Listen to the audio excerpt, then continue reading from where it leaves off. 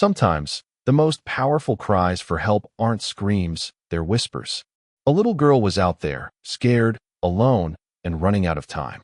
To the human eye, she looked silent. No one noticed the small signal she gave, a signal so faint it could have been missed forever. But one pair of eyes didn't miss it. A German shepherd named Max, trained to protect, loyal to his very core, noticed what no one else did. In that split second, he made a choice that would change everything. Because sometimes, the difference between tragedy and survival comes down to one loyal heart paying attention when no one else does. It was an ordinary town, the kind of place where neighbors waved to each other from their porches and kids played on sidewalks until the streetlights flickered on. Nothing about this town felt dangerous. Nothing about it felt like the kind of place where a nightmare could unfold. Among the quiet streets lived Officer Daniel, a man known for his calm presence and steady dedication to protecting the community. But he wasn't alone in his work. At his side, every day, was Max, a striking German shepherd with intelligent eyes and a spirit of loyalty that could be felt by anyone who came near him. Max wasn't just a dog. To Daniel, he was a partner, a guardian, and a friend who could sense danger before it arrived. His training made him sharp, but his heart made him extraordinary. Together, they had patrolled these streets countless times. To most people, they looked like just another officer and his canine, but those who knew them understood that Max wasn't ordinary. There was something about the way he watched the world, always alert, always searching, as if he could sense things no one else could. And soon, the town would realize just how true that was. Her name was Sophie, just 8 years old, with bright eyes that always seemed curious about the world around her. She loved riding her pink bicycle up and down the block, her laughter often echoing through the neighborhood. To her parents, she was their sunshine, their joy, the little spark that kept their home full of life. That day started like any other. Sophie had gone outside to play, waving to her mom before pedaling off down the familiar sidewalk. The hours passed quietly, until the sun began to sink low on the horizon. Dinner was almost ready, but Sophie still hadn't returned. At first, her mother brushed it off. Maybe Sophie had stopped by a friend's house. But as the minutes stretched into an hour, unease turned into fear. Calls to neighbors brought back the same answer. No, we haven't seen her. By nightfall, panic spread. The streets that usually felt safe now seemed full of shadows. Friends, neighbors, and officers flooded the neighborhood, calling out her name. Flashlights cut through the darkness, but the only reply was silence. Sophie's parents clutched each other in tears, their world unraveling by the second. And somewhere, unseen, Sophie herself was frightened, waiting, trying to find a way to let the world know where she was. No one knew it yet, but she would send out a signal too quiet for human eyes, a signal only Max would notice. As news of Sophie's disappearance spread, the small town shifted from calm to chaos. Parents pulled their children indoors, neighbors grabbed flashlights, and officers spread out across streets and alleys, determined to find even the smallest clue. But hours passed, and the search turned up nothing. No footprints, no bicycle, no sign of Sophie at all. The air grew heavy with dread. It was as if she had simply vanished. That's when Officer Daniel and Max were called in. Daniel clipped Max's harness securely, his hand steady, though his heart was tight with worry. He knew what cases like this meant. Time was precious. Every second lost was a second Sophie might not have. Max lowered his nose to the ground, ears alert, every muscle in his body alive with purpose. He picked up Sophie's scent from her favorite toy that her mother handed over with trembling hands. The German shepherd inhaled deeply, his sharp instincts igniting like a spark in the night. And then, he pulled forward. Strong, steady, certain. Daniel tightened his grip on the leash, following his partner's lead. The search party trailed behind, their footsteps quick but nervous, as Max guided them into the darkness. Others relied on maps, on guesses, on chance. But Daniel relied on Max. And as the dog's pace quickened, Daniel knew one thing for certain. His partner had found something. Deep in the search, the night had grown quiet. The officers scanned the shadows, their flashlights cutting through the trees and fences, but nothing seemed unusual. Some began to whisper. Maybe she was taken farther away. Maybe they were looking in the wrong place. But Max didn't slow down. His paws pressed firmly against the dirt path as he pulled Daniel toward an old, forgotten part of the neighborhood. Overgrown grass and broken fences marked the area, the kind of place kids usually avoided. Then, something happened. Daniel thought Max had frozen for a moment, his ears flicking forward, his eyes locked ahead. The others saw nothing but an abandoned house, its shutters loose, its windows coated in dust. To them, it was just another dead end. But to Max, it wasn't. Inside one of the broken windows, just for a split second, Sophie had done something. Too weak to cry out, too scared to shout, she simply moved her hand. A faint, trembling motion, her fingers pressing against the glass, then pulling back as if afraid she'd been seen. To everyone else, it was nothing. The flicker of light, the shift of a shadow. Easy to miss, but not to Max. His body tensed, a deep growl rising in his chest. His sharp eyes tracked the window, refusing to move away. He had seen her silent signal, that fragile attempt to be found. Daniel followed his gaze, confusion tightening his brow, until he finally noticed the faintest smudge on the glass. His heart skipped. Max barked, once, loud and commanding. It wasn't a question. It was a declaration. She was there. Sophie was inside. The other officers hesitated. To them, the house looked abandoned, lifeless, nothing more than crumbling wood and peeling paint. One of them shook his head. There's nothing here. We should keep moving. But Max refused.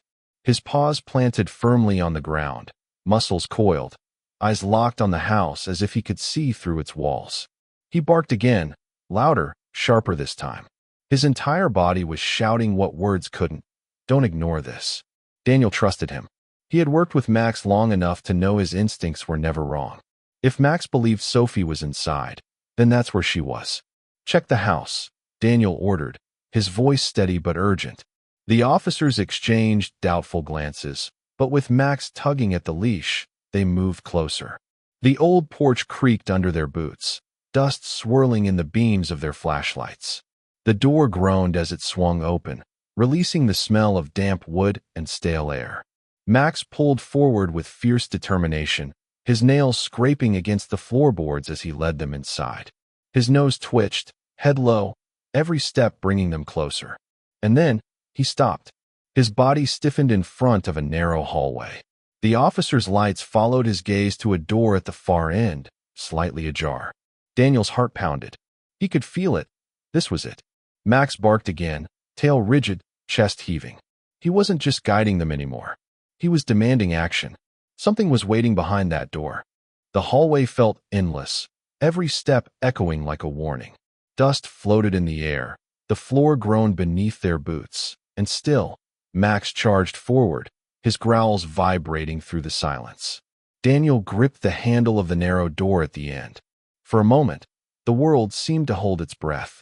Then, he pushed it open. The beam of his flashlight swept across the room. And there she was, Sophie, curled up in the corner, her tiny frame trembling, eyes wide with both fear and relief. Her clothes were dirty, her face streaked with tears, but she was alive.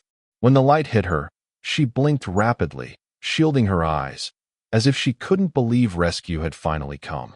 Max surged forward, tail wagging but posture protective. He lowered himself beside her, licking her hand gently, as if to say, "You're safe now. I found you." Sophie's weak fingers curled into his fur. That silent signal she had given, just the faintest movement, had been enough. Max hadn't just noticed it. He had understood it. But the room held more than just Sophie. The officers' flashlights revealed scraps of rope, a rusted lock tossed carelessly to the side, and strange markings on the wall. It was clear. Sophie hadn't wandered here by accident. Someone had brought her. Someone had locked her away. The officers exchanged tense glances. A rescue had turned into something far darker. Max's ears flicked toward the hallway, his growl returning. He sensed it before anyone else did. Whoever had put Sophie here might not be far away. For a moment, relief filled the room. Sophie was alive, and Max had done the impossible. But it didn't last. The sound came suddenly. A faint creak on the floorboards above them. Then another. Slow, deliberate steps. The officers froze, their flashlights shifting upward. The old house, silent for so long, now breathed with a presence they hadn't expected. Daniel felt Sophie clutch tighter to Max's fur, her small body trembling. She whispered a single word, barely audible. He's still here.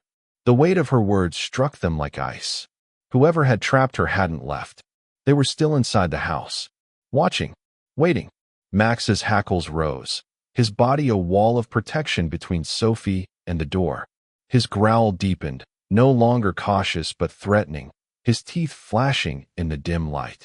The officers moved quickly, signaling to each other. Guns drawn, flashlights aimed, they spread out toward the staircase. Every creak of the wood felt louder than the last, every shadow a threat. Then, silence. The footsteps stopped. The house seemed to hold its breath. And in that silence, Max barked, sharp, commanding, the kind of bark that warned anyone lurking in the dark. You've been found. The danger wasn't just real, it was close. The silence shattered in an instant. A heavy thud upstairs, then the rapid pounding of footsteps. Whoever had been hiding was on the move. Go, Daniel shouted. The officers rushed toward the staircase, flashlights bouncing wildly, but Max was faster. He lunged forward, leash straining, his bark echoing through the house like a war cry. His instincts told him exactly where to go.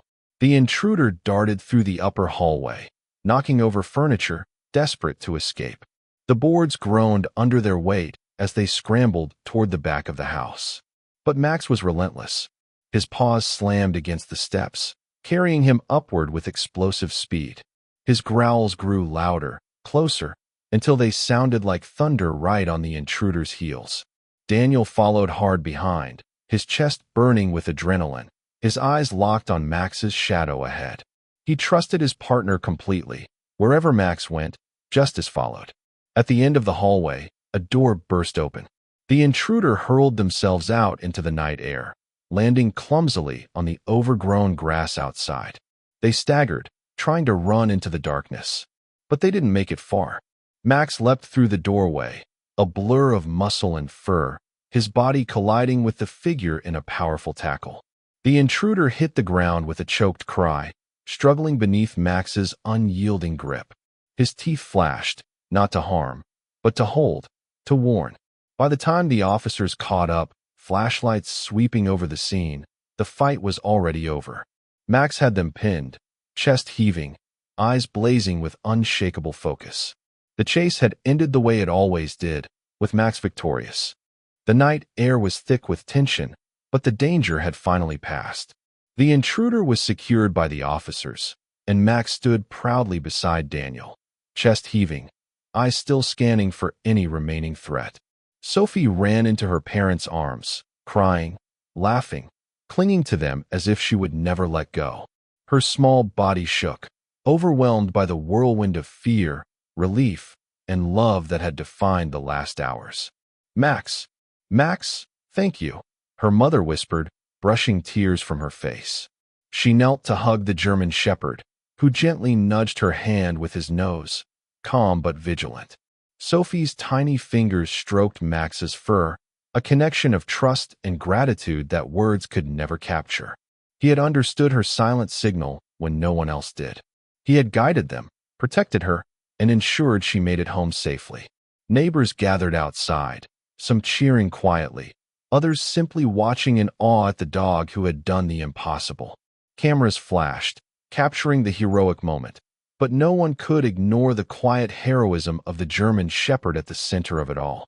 In that instant, the town understood something profound. Courage isn't always loud, and heroes don't always wear badges. Sometimes, the bravest hearts walk on four legs, guided by instinct and love. Max's actions that night weren't just about training or duty. They were about listening, noticing, and acting when no one else did.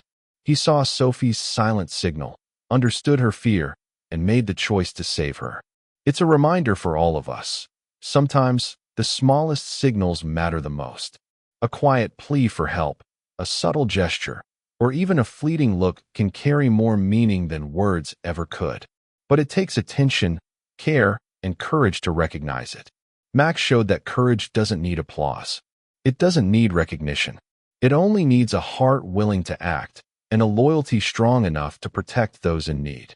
As Sophie hugged Max, her family surrounding them, the town realized that true heroes come in many forms. Not all of them wear uniforms. Not all of them speak words we can hear. Some heroes walk on four legs, with eyes that never miss a silent cry for help. And sometimes, those heroes don't just save lives, they change them forever.